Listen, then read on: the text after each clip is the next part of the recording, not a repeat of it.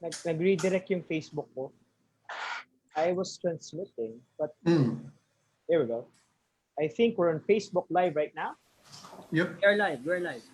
Okay. Welcome everyone to the second episode of PACTnalo Ka, making authentic impact in the new normal. And today we will be interviewing a different company owner.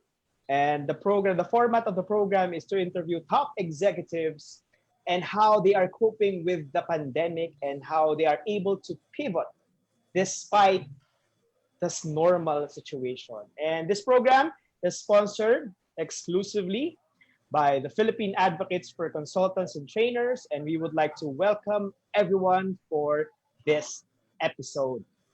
Okay, my name is Bong Sace. I'll be your host, and I'm equally lucky to be joined today by one of our handsome and dynamic trainer, Mr. Customer Service Guy, Mr. Eckhon Malig.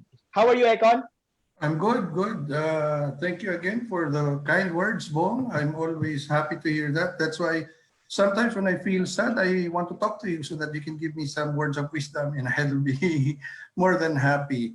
So nice to see you again, Bong. Last Saturday, we had a very nice interesting conversation. And in fact, our guest speaker or our guest last week even found it that the time wasn't enough that was allocated for him because he really, initially what's funny is that he said that he had a meeting that he needed to go to.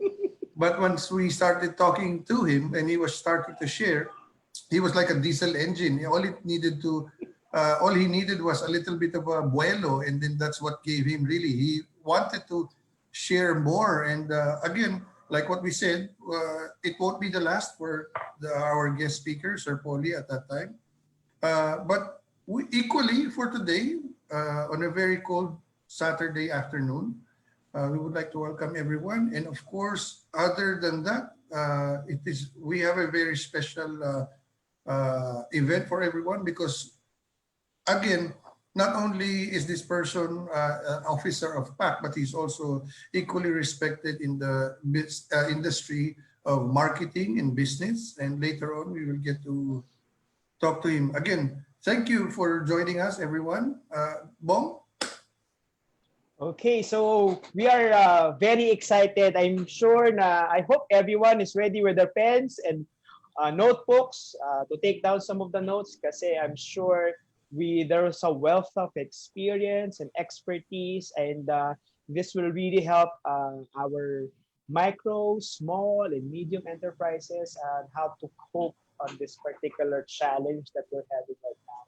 So I will be giving the floor to Eckhon to have the honor of introducing. Please indulge us, Eckhon.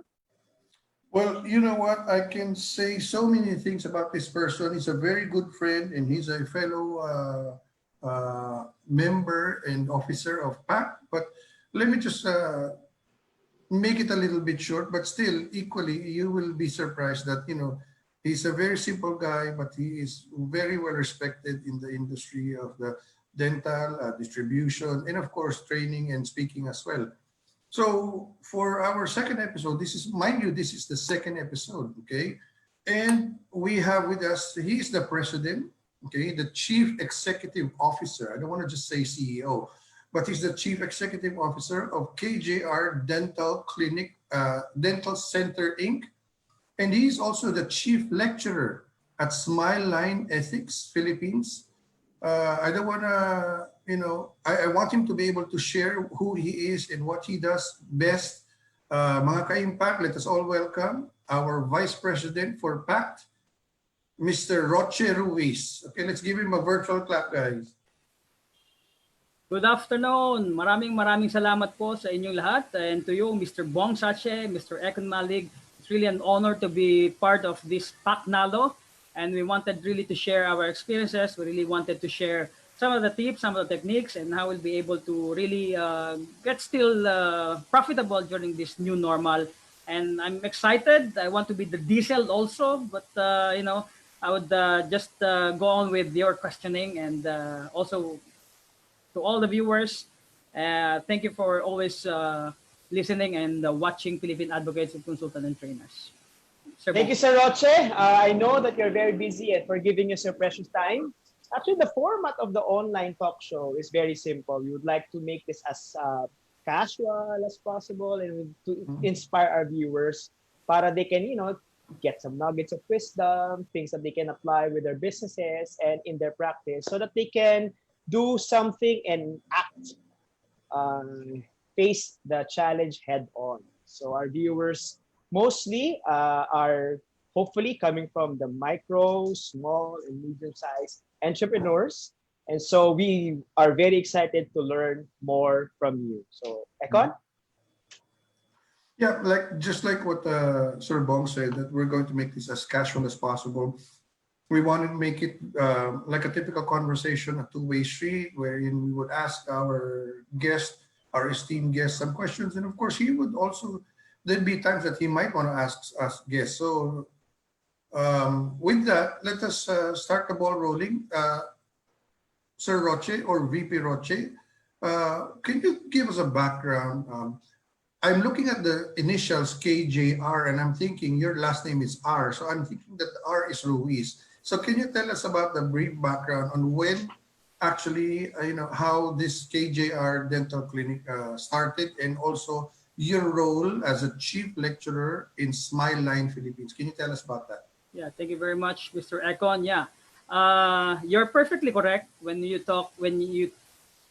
thought that R is for Ruiz. No, KJR Mm-hmm. stands for we are a lovable man. So Mm-hmm. KJ is the name of my wife, Christine Joy. All So right. initially, when we started, when we opened up a clinic, so we started in a dental clinic. My wife is a dentist, so we Mm-hmm. started with a dental clinic, and it is registered under single proprietorship. No, Mm-hmm. so it's Christine Joy Ruiz Dental Clinic. But of course, as we move on with our life, as we move on with thinking about the future, we Mm-hmm. thought of looking into an opportunity of distribution. So what is the best product to distribute? If I'm going to ask Mr. Bong or maybe the viewers or Mr. Mm-hmm. Econ, siguro ang sasabihin nila, yung ang wife niyo po ay dentista, so I firmly believe that you are right that I actually started distributing dental products. Then I've converted the company into a corporation where I started to hire salespeople, started to get the different department in my office, and that's how it started. So you are correct, KJR. It's Christine Joy Ruiz. I did not change the name. Bakit? We built that name already for the past 12 years. So I just continue and convert the setup or the structure into a corporation. And that's how it started. So, Mr. Mm-hmm. Bong and Sir Econ. All right. Yes, Sir Bong. Okay, thank you for sharing.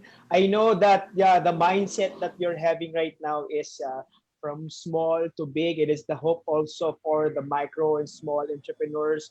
So and also the basis that okay, this is already the brand, so we'll grow the brand and probably think bigger than what we have right now. So my second question for you, Saroche, is during this very uncertain time that we're currently experiencing, how was your company affected?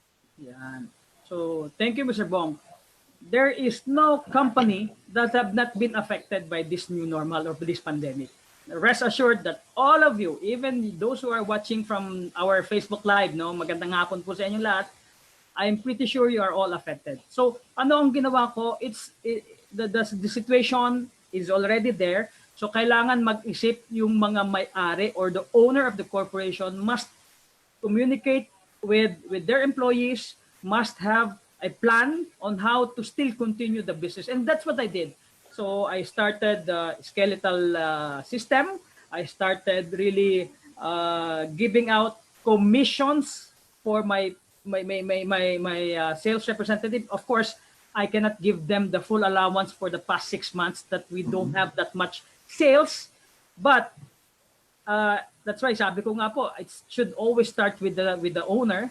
You have to be creative. You have to be innovative because the main function of business is innovation and marketing. So we created a system so that we can still survive in this and not just survive, be profitable. As a matter of fact, uh, if you will allow me to share my slides. Alam ko, yeah. we have limited time, but as much as possible, I wanna inspire those who are watching right now. I will be sharing 5 or 6 slides so that they will realize that even if this situation is really here, we cannot avoid this. You can still be profitable. As a matter of fact, we were able to earn like around 3 to 4 million during this pandemic. Wow. Eckhon. Sure. Please share whatever, because our viewers are very visual, and since this online platform would require it, we would appreciate kung talagang meron po kayong ma-share na slides or visual. Yes, go ahead. Thank you, Bong. So,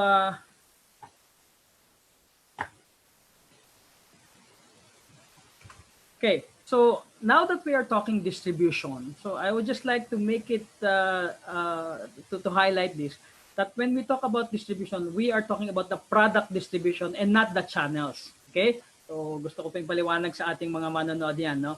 And also, when you are going to distribute a product, it is very important you have to know the process. So ito po yung process natin. It's a product distribution. It starts actually with the manufacturing, the logistics, then you have to arrange the importation, the clearance, and the product certification or product registration local.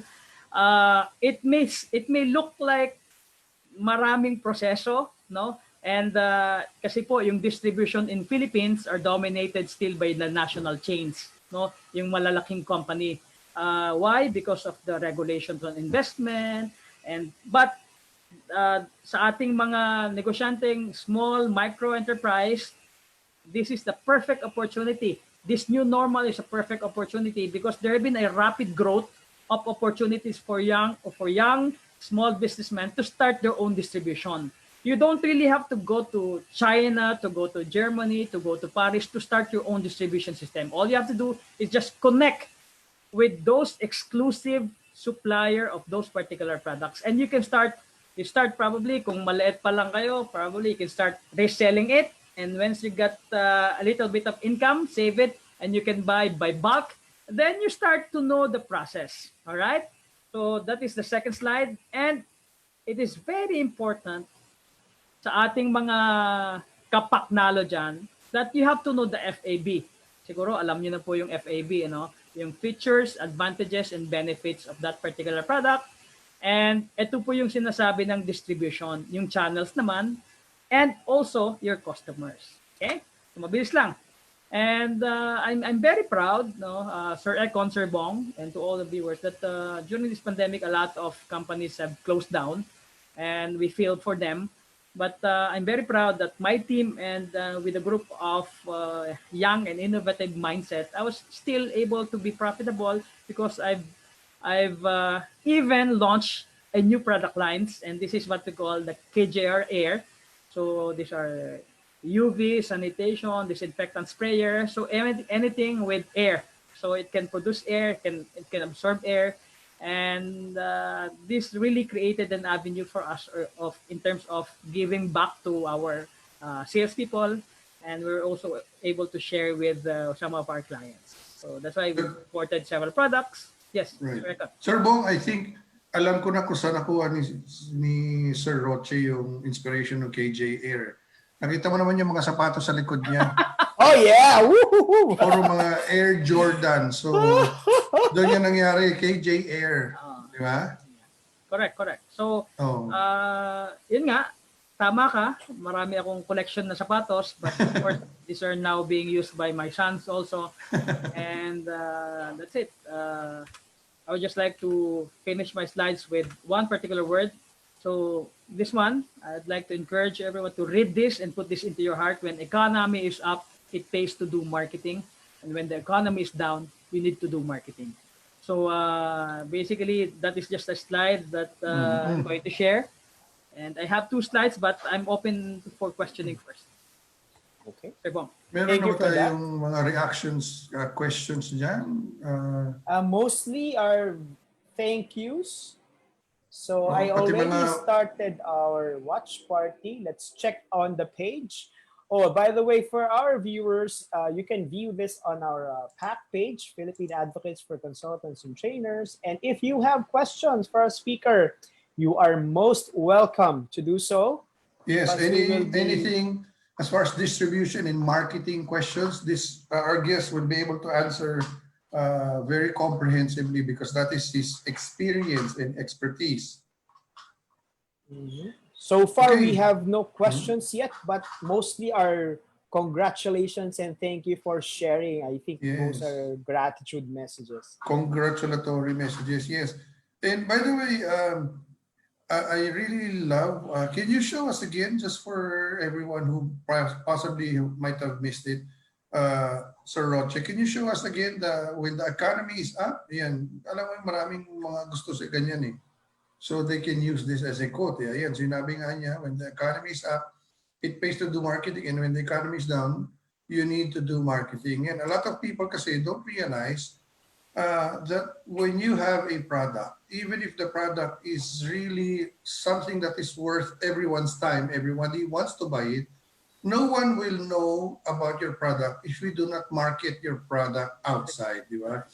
Like if you're a writer, you're an author, you could probably write the number one bestseller. But the thing is, if it's not marketed properly, no one will know. It will just stay in your head, in your file, that it could be the next bestseller. But for it to come out and for it to be a bestseller, it has to be marketed outside. But people have to know where to find it and how to find it when the need arises. Okay, so again, thank you for this quote, I'd also Sir like to Roche. I'd also like to add on that, no, Sir Mhm. Eckhon. So that is perfectly because I live in a world of medical profession and dental profession and some other Mhm. professionals.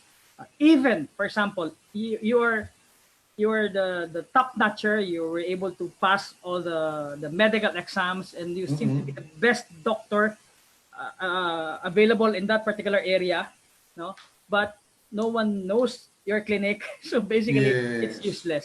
So a lot of medical professionals, a lot of dental professionals are great doctors, are great dentists, but they're not good Yes. businessmen.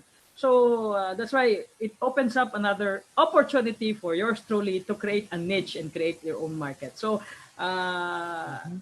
that's how you do marketing, and we're very much willing to share this in Philippine Advocates, sa mga nanonood, sa mga members natin, and we're very Mhm. happy to share that, Sir Bong.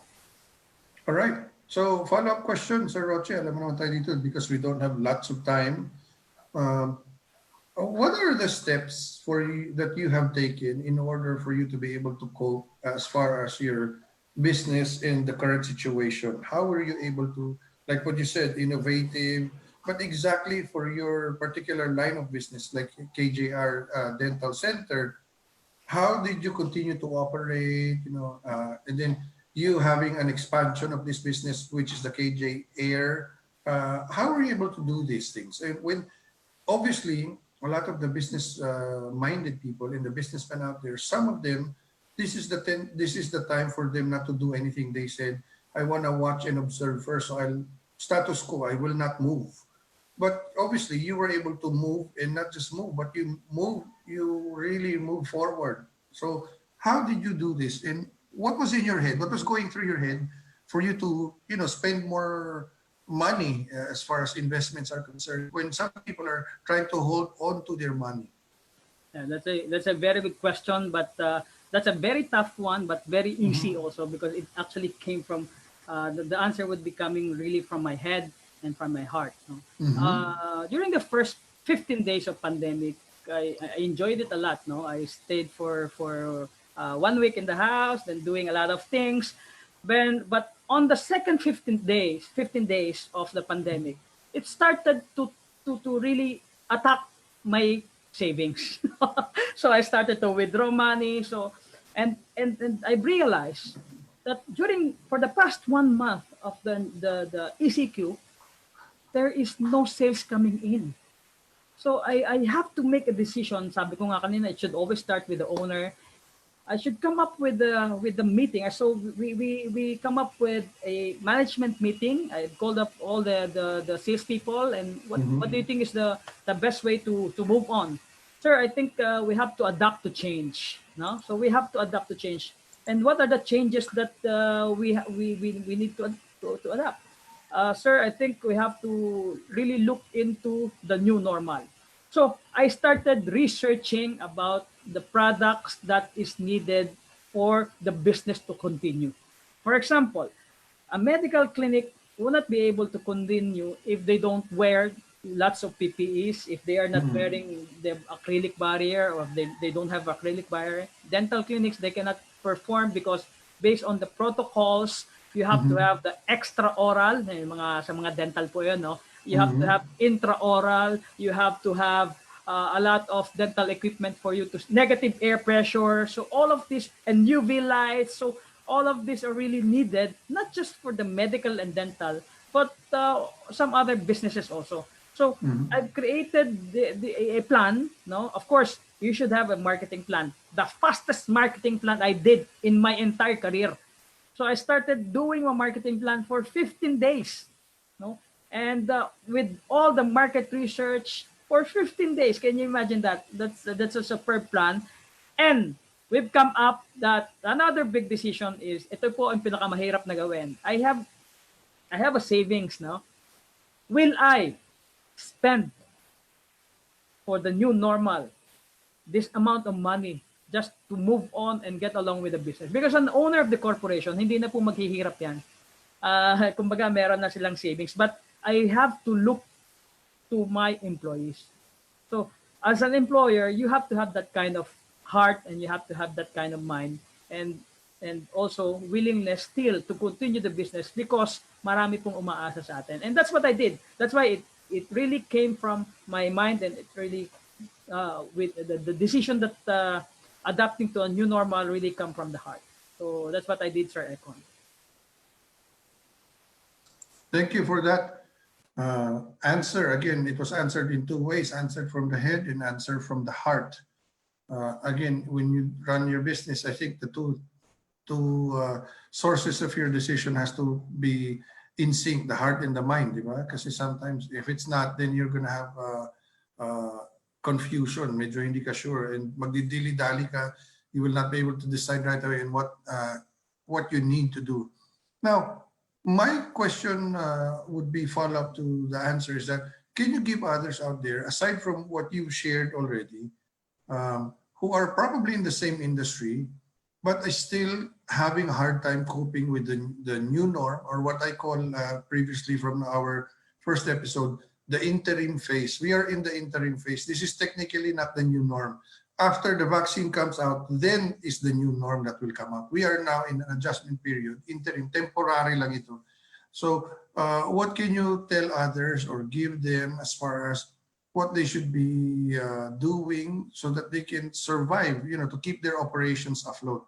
I'm sure within your area, may mga maliit-liit na mga dental clinics at baka hindi na nagbukas. How can you help these people? What can you give them so that they can start operating again?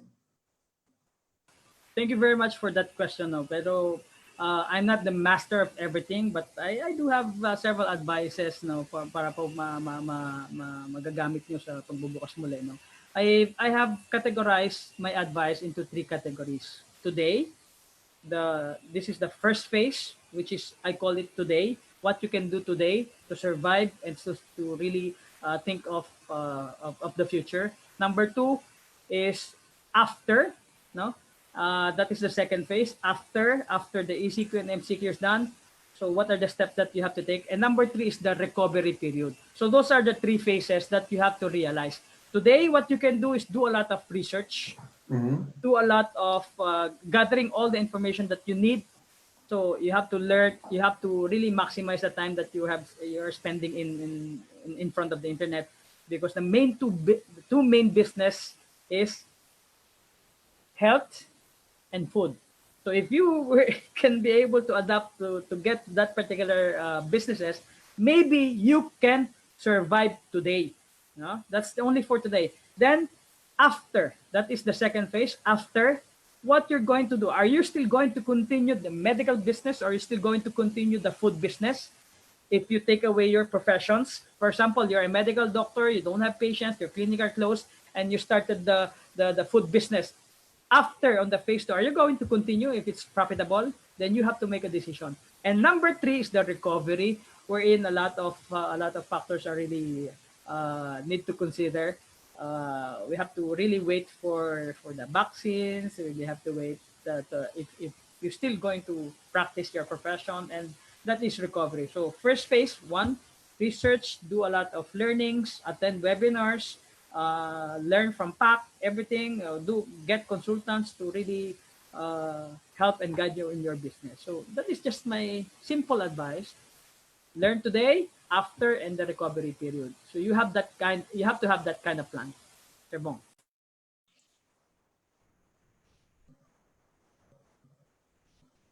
I'm learning a lot right now as I listen to you, VP Roche, because for you, coming it from, I mean, from the research that you've gathered, the data that you've seen, I'm sure it took you a while to look into what possibility I can grow. And back at the back room earlier when we had a discussion with our guest speaker, I think he mentioned also earlier that we feel for the business who closed down, but for their business, maybe because of the leadership of our VP Roche, our guest speaker, they were able to grow, especially in this time. So it's important to really catch it where it is needed. So I'm very inspired, and I was looking into the possibility when you mentioned that the top industries right now are health and food. I'm sure some of our viewers have seen that, have done that, that they have maybe pivoted to either health because of sometimes selling of the required protection solutions, and also food, which is practically where people are going right now. So, Meron lang akong i-share, no? So, sure, sabi ko sure. nga po especially for those who are watching right now, I'm pretty sure you do have your own idea on how to do business, but this is just a personal experience that I wanna be able to share to all the listeners and probably to our members. No, I've known a canteen for the longest time, no? Minsan nag-order kami doon, ang sarap ng pagkain talaga, but canteen po siya, no? Canteen. So ibig sabihin, when I started to sit down with the owner, I said, you wanna level up the business because during this pandemic, no one's gonna eat in your canteen, literally, because if kung may kakain man, you have to practice social distancing, and that will limit the potential of earning. So what I did, you have to create a packages, or you have to create a food pack good for 5 minimum, 10 up to 20. Then you go for deliveries, and you just spend a little bit of advertising or promotions. Then you create an avenue for digital. Anyway, digital are free. But what I did is you just have to spend 1,000 pesos. On that day, after creating that particular site or page, no, they were able, kumikita po siya ng 2,000 a day before. On that night, on that day, after creation of that page, we were able to get four orders of 2,000 pesos. That's amount to 8,000 pesos already. And the earnings is 4,000 pesos. So can you imagine the difference? So you just have to adapt to change. You just have to really create a new norms, or sabi nga ni Sir Eckhon, with your business, because the old business setup is totally gonna be affected. And that is a fact. It will be affected. That's why we have to do the functions of business, innovation, and marketing. Sir Bong. Thank you very much, Sir Roche. Um, I'd like to zero in on what you mentioned, that you volunteered or maybe gave advice. So for all of our viewers, it's important that you ask for a consultant, consult a successful businessman. Do not, as they say, if you do not ask, the answer is always no. Always ask people. And from what I know is that mostly successful people are very generous with tips. So I think that canteen is very thankful for you, VP Roche, and we're hoping that they will grow more than that. So it's time for the questions that we have on our page. Would you do the honors, Eckhon? Hold on. Oh, do you have no, the access? If yeah, not, I can handle it. yeah. Can you just put it on the chat area because I am not Okay. looking at the page. I'm just monitoring Okay. our screen. Okay.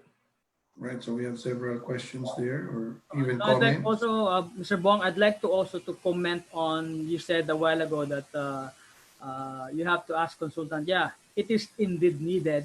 That's why Philippine advocates of consultant trainers are here. Can Mm-hmm. really look into all the specialties that we've got. And sabi ko nga, even if you're the best businessman, even if you're on top of the situation already, just I would just like to share my experience. It took me 15 days for me to make a decision. So it's not just outright automatic, it's gonna go Mm-hmm. viral. So it's not like that. You have to do your homework. All right. So I'd like to read one question, and this is coming from one of our viewers. His name is Neo Orsine. I hope I was able to say that correctly. He's asking, Coach Roche, how to handle the overstocking and understocking of products. So yung question niya is dalawa. When you are overstocked or you're understocked with regard to delays in deliveries. So technically two-part question yun. Yeah, that's actually the common concerns Right. with understocking. You have a concern. I would not consider that as a problem. You have a concern with forecasting method. If you Mm-hmm. you have understocking, okay. Forecasting method, it always depends on. Of course, this is a totally different scenario. Nga. When you talk about understocking, the forecasting method, we have two methods to do that. Number one Mm-hmm. is historical data, and number Right. two is the market trends. Okay, so this is going to be technical, but of course, I'm just going to tell you that the concerns is forecasting method. No, you were not able to forecast the two things. Number one is the historical data on how much you consume on a regular, daily, monthly, and basis or yearly basis. And number two is the market trend. There have been a change of market trend in international trends, so you have to be also very watchful, not just in your own fence, but you go outside. You go outside of your comfort zone. And the other question, Sir Eckhon, is overstocking naman. Yes. Overstocking, the same concern, but with sinabi ni Sir Neo is because of the delay of deliveries. So when Mm-hmm. you have that kind of concern, it just madaling solusyonan yon kasi na-delay lang yung deliveries mo eh. But you will be able to deliver that very, very soon. So again, forecasting method, that's why market trends and historical data is very important. And that's why you have to have that kind of ability also. And we have the big data. If you're, of course, sa mga manonood, if you're familiar with the big data or what Mm-hmm. I call, no, I think magkasama tayo, nag-lecture ako din sa PUP, ano, Sir Eckhon, Big data analysis. data analysis, ano. So you have to apply the DAD. No, hanapin niyo lang yung tatay niyo, Dad, and you'll be able to come up with I think not naman perfect, but the best More or solution less a for your guide. business. Yeah, a guide. A guide. So what is a DAD? D stands for data. You have to gather all the data, no, that you can possibly get. No, the more data that you get, the more confused. No, the more data that you get, the more opportunity for you to make the right decision. And number two is the letter A. No, analyze it. And who's going to analyze? Not only you, but the whole team that are involved in the business. So you have to analyze. And the letter D, that's the only time you can make a decision. So decision cannot come first. Okay? So it should always be on the third one. Sir Eckhon. Very good. So may natutunan tayong bago, DAD. Last time kasi ano yun, 3 hours, 3 Ps and 4 hours. Di ba the last time? So ngayon naman tayo ay Yes. may DAD. Tamang-tama kasi Yes. tayong tatlo ay DAD na. Okay? So, would you have any other questions or comments na nakita mo sa chat room natin? Right Or now, mostly congratulatory comments? thank you very much, Eckhon. I'm looking into the page right now, and well, we would like to make a shout out with Miss Yeyeng Loterte. Very thankful. I'm learning more from you, Sir Roche. And she is watching from Naga City. Yeah, Uy. Thank you I very think much. si Yeyeng, no, if just for the benefit of those who are watching right now, I'm not gonna be shy. I'm now a student, no? Nag-aaral po ang inyong speaker sa Ateneo de Davao, And si Yeyeng po is sales and marketing manager of one of the biggest company in Naga, and she's my classmate. So marami pong salamat. So never stop learning. Just continue, no? Continue absorbing all the data, all the learnings, because education is really it's a must for us to really continue absorbing everything that we can absorb. Especially for us, at least the three of us, we are in the field of speaking talaga. So it is very important, and like what I always say, and I tell this to most or not, if not all of my participants, is that I always say that the day you stop learning is the day you stop living. You are going to be like a walking dead. Wala ka ng input na nakukuha. So it doesn't matter how old you are. What's important is that on a daily basis, even if it's something very trivial, very menial, but you still learn something new on a daily basis, whether it's experiential or you saw it on TV, you saw it on the internet. It is very important that we learn new something, every single day. Kahit na word, di ba? I'm sure when you open a dictionary, hindi natin kabisado lahat ng word dyan. So parang ano yan, di ba? If you try to get a word from the Bible on a daily basis, that di ba, you open and read a verse or a chapter, you can also do that with the dictionary. Open it and then choose some words that you are not familiar para at least araw-araw hindi tayo pumupurol, di ba? Sabi nga nila. Would there be any other comments aside from... Right now, we have another special shout out for Miss Roche Ruiz Ramos. Very touching, Roche. Ang galing-galing. And another Go Negosyo mentor, one of our PAC members, one consultant. We have Mami Mirna, aka Mami Negosyo. Ang galing ng mentor ko, referring to Coach Roche Ruiz. Imagine mo, Go Negosyo mentor, mayroon pa siyang sariling mentor. So that actually agrees to what Eckhon is saying earlier, that even we are consultants, trainers, and speakers, there's still room for us to learn, and we learn from each other. Sana nga, magkasama kami minsan ni Mami Mirna eh. Parang kaming, we're colleagues in the, aside from PAC, we're also both Go Negosyo mentors. So I'm also looking forward in the future that we might be in the same talk soon. Mami Mirna, very excited and looking forward to that. Yes, so if there are no other questions, I would like to ask, not naman parting words, but what are the things that you would like to, new businesses, not just in the dental field or medical field, but for the new business owners or the ones who still are planning to go into business, what would your advice to them be? Ano yung mga tips mo? Sir Roche. Sir Eckhon, thank you very, very much for that question. I would always go back if I would just like to share this particular screen. I would go back to this one. Let me share this one. I'd like to share this particular slide. So, wait lang. So, let's see.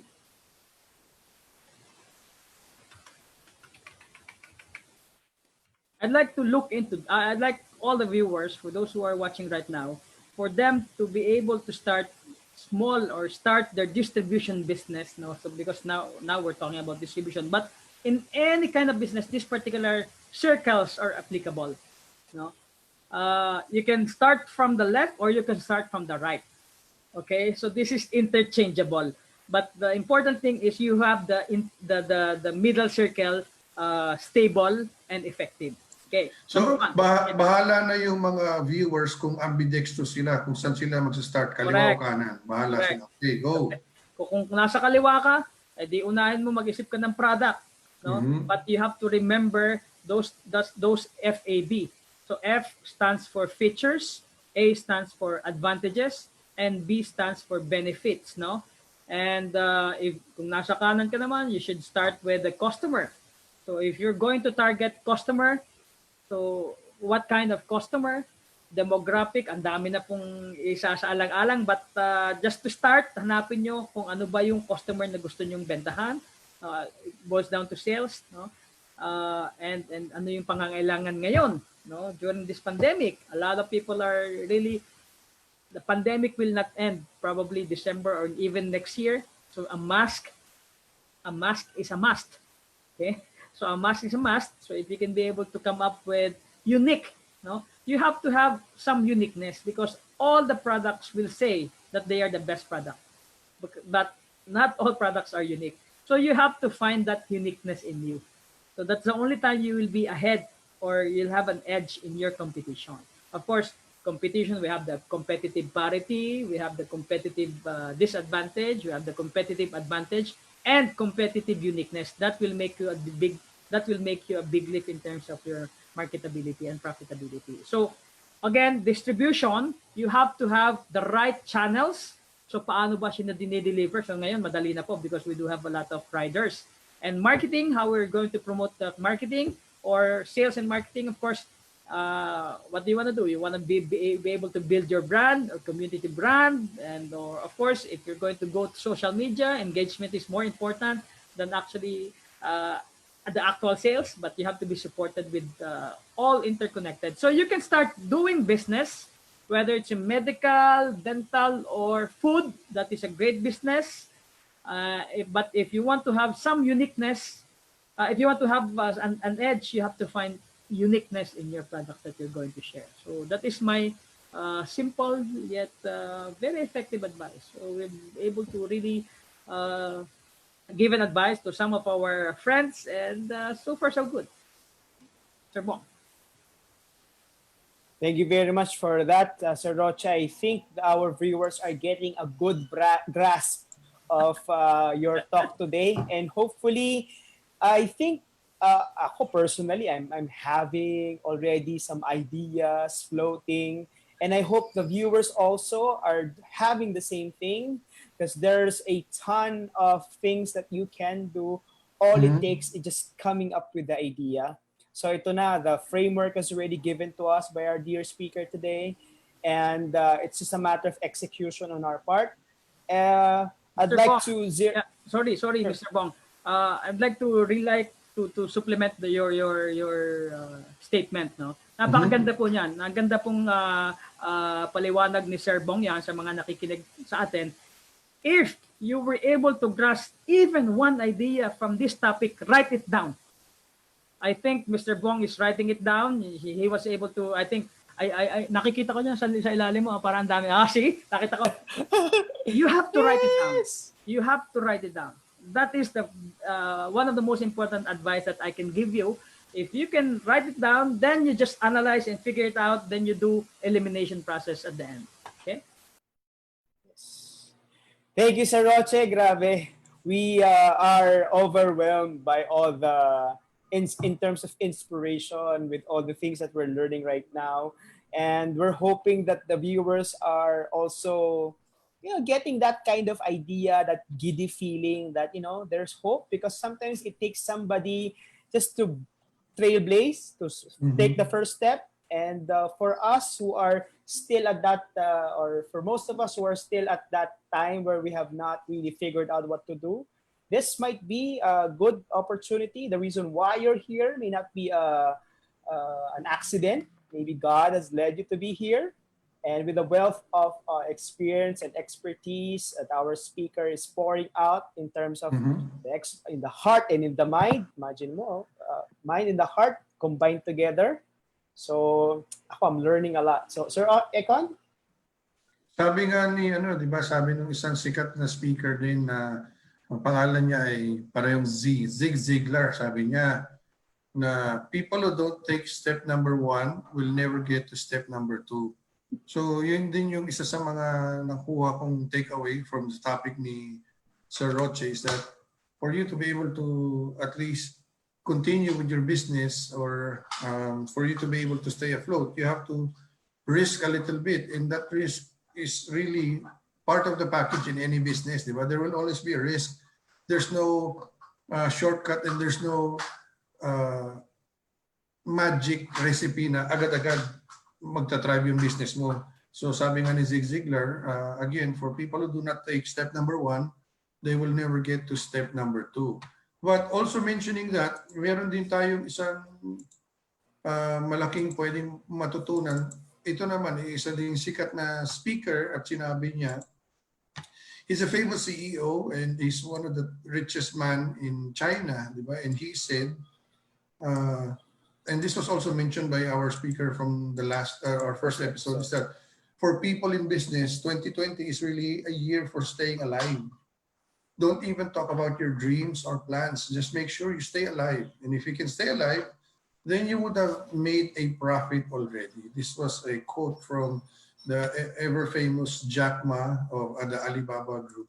Yun. So, swerte at hindi lahat ng tao, pareho ni Sir Roche na not only were they able to survive, but their business, sabi nga, medical and food are two of the thriving business even under this pandemic. Because people need to eat. No matter what, people have to eat. Diba? In order for us to stay alive, we have to eat. And in order for us to be healthy, we have to eat the proper foods para yung immune system natin malakas. And the second one is that yung supplements natin, yung vitamins, yung medicines and all, diba? It is all needed, again, just to be able to survive. So in this trying times during this pandemic, those are the two industries at napakaswerte ni Sir Roche that he was able to thrive even under this pandemic. I'd like to catch on that, Eckhon, when you're saying, kasi at the back room, I'd like to share to all of our viewers right now, that at the back room kanina, we were talking with our speaker, and we were just talking about a simple webcam. I'd like to zero in also that the IT industry globally, as also what we're doing right now, we're streaming live to Facebook, we're using Zoom as a platform. They have thrived also for IT experts there, IT professionals. I think you're doing well. If you're not doing well, something might be a disconnect. So if you have, these are also some of the things that, you know, throwing out ideas for all of our viewers so that you can also, okay, that's an idea that I can do. So there. Kahit na ano di ba isa pang negosyo na talagang humataw ng gusto, and I'd like to emphasize that word, is that online shopping. Napakalakas. It has never been as strong as today, di ba?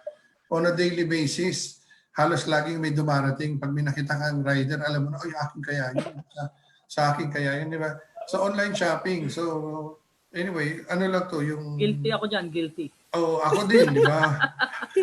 On the side lang, for those people who have businesses, not just in medical, but also in the food industry, if you want to be able to help thriving in this business, or ako sana, I don't want to say thrive, just to be able to generate some form of profit so that you can stay alive. If you want to create an online ordering system, look me up, okay? Look at the, nag-pivot din ako eh. So, you can also contact me so we can help you stay afloat in this business. I wanna add on to that. I think I was able to get some of Mr. Eckhon service. So yes. So maganda rin. And, so may project kami ni Sir Roche na I will be taking care of his online ordering system for the KJ Air and some of the products for hygiene and maintenance ng KJR Dental Clinic kasi importante talaga. I also would like to get back to really giving advices to those who wanted to start the distribution business or now that you have mentioned the food, there's also a strategy on how to sell your food. No, it's yes. You know how to cook and you know how to the taste is good. It's not gonna sell. No, it's not. Why? You have to create innovation and you have to do marketing. It takes one good photo. The photos must be Instagrammable. No, if you have heard of that word, it should be Instagrammable. IG worthy, di ba? IG worthy. Yeah, IG worthy. Meron pong drama, and there's a technique on how to do that. One is a lighting system. Nasa technical aspect na tayo, photography. No? But this is just one way to really help you out. Na maganda po yung image na darating sa potential customer. Imagine this. All of the people that can view that photo is your potential target.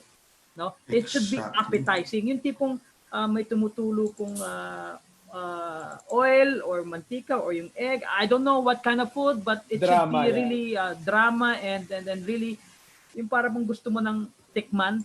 So those are the things that that's why Jollibee, sabihin natin, Jollibee is a good brand because they're able to get into the minds of people that a lot of Filipino people, they would love to really smell the food before they bite it. So you have to create that particular mindset that even if it's just in the photo, parang gusto mo na pong tikman. So langhap, sarap. So Yun, inaamoy ako, muna Diyos bago ko. kagatin. So Pwede, that is just my pwede, advice. pwede ko ba sampulan yan from one of my clients? Sampulan ko lang, share ko lang yung isang picture. Makikita niyo yung drama. Can you see my picture right now? Oh yeah. It's Nice, nice. nice. Yeah. Kita mo naman yan, yung Wow. lighting, yung arrangement. This is from one of my clients. And this client is Really a well thought of. vegan, a vegan restaurant located in Davao City, and their name is Clean Cafe. If you want the best vegan food, best vegan meals in Davao, and even drinks, go to this place. Look at this drama. And by Wow. the way, this food, this particular food that you're looking at, is called the sweet potato grain bowl. Kung nakikita nyo, yung sweet Wow. potato and the quinoa, and then Yes. alfalfa sprouts, roasted tomatoes, and avocado. I will So, order that. yan yung Available here? tinatawag na drama, di ba? Wala sa Drama. Davao base. Yan ang sinasabi nating drama. Tama ba? Correct. That's how you do. Yun. That's how you do your projections, no? Yes. Sa mga speakers po, meron po tayong tinatawag na perception. But in businesses, you have to have some eye projections. Yeah. Ayan, may isa pa. Yes. Pancake. Mango cacao pancake. Kita nyo naman yung itsura. Paano ka naman hindi magugutom dyan? Sarap. So yan ang tinatawag na drama. Tapos, even if you have nice pictures, and I'm going to stop sharing now, di ba? Sabi nga ni Sir Roche, even if you have the good pictures, but without the proper marketing, it will not be successful because no one knows your product is available. No one knows where to get your product, right? So they have to be able to see your product. May mga iba akong clients na inisip nila once you create a system for them, nakala nila yun it will sell itself. No, you have to keep marketing your product. People have to know that your product is out there. People have to know that your product is available and how they can get your product. And it can be any product, diba? Food, medical, anything, clothing, retails.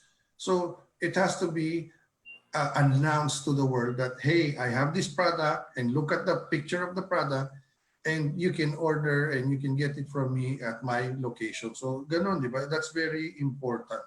Okay? Ang dami nating natutunan today from our speaker.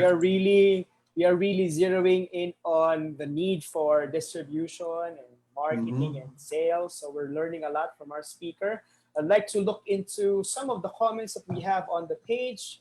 Yes. Special shout out for Miss Lani Ruiz Magturo. Yes, online shopping. Many Basta may people Ruiz, alam mo na yan. Yes, hakot. Have become online sellers. Tama. And another comment, I think this is sprouting from the idea that we had earlier. Again, Miss Laying Loretta said, I'm planning of distribution and doing the search for best suppliers of different kinds of packaging for online shoppers here in Bicol who can't afford to buy bulk orders in Manila because delays of shoppings.